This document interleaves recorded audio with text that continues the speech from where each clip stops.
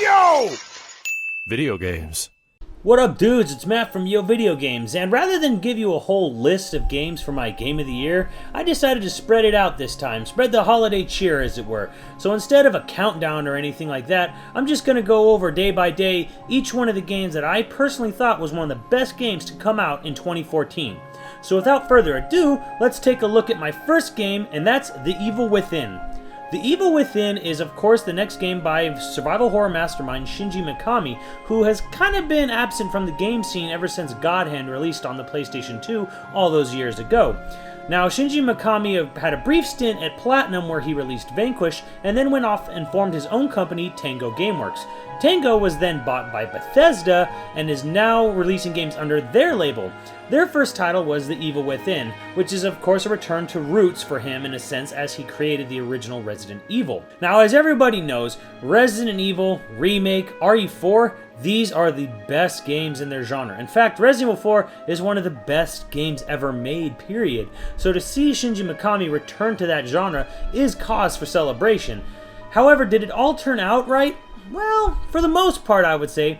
The Evil Within is sort of a celebration or a combination of everything that's been great and loved about these titles over the many years. It combines not only Shinji Mikami's old classic video game tropes and tricks, but also many other survival horror classic tropes, tricks, and settings as well. What makes the game work is that you are trapped inside the mind of a genius serial killer, and what this means is that everything is free game. You can have any sort of twisted reality or any sort of setting thrown at you at any given time. It works, and it also works in a story setting as well as gameplay, so it makes it really fun to see what's around every corner.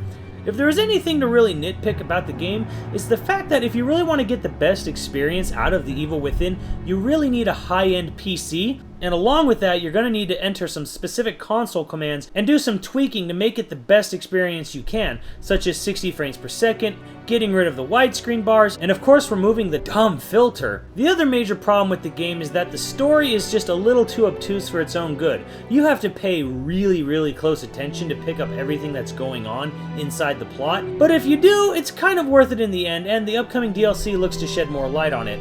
Another kind of problem with the plot is that the voice acting is pretty shoddy in this game. It's like on the level of, say, House of the Dead 4. This is kind of surprising considering that it is A, being published by an American company, and B, from Shinji Mikami, who spent a great deal of time and money making sure that Remake and RE4 had fantastic voice acting.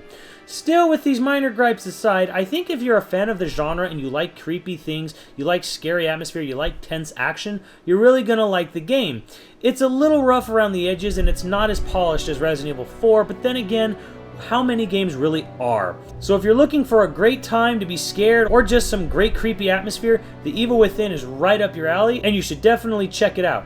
For those wondering about our playthrough, it's probably not going to come back on the channel, as unfortunately it seemed to be dropping pretty heavily in views. So for those of you who are wishing to see the continued playthrough on YoVideogames, I apologize in advance, but it doesn't look like we'll be bringing this one back.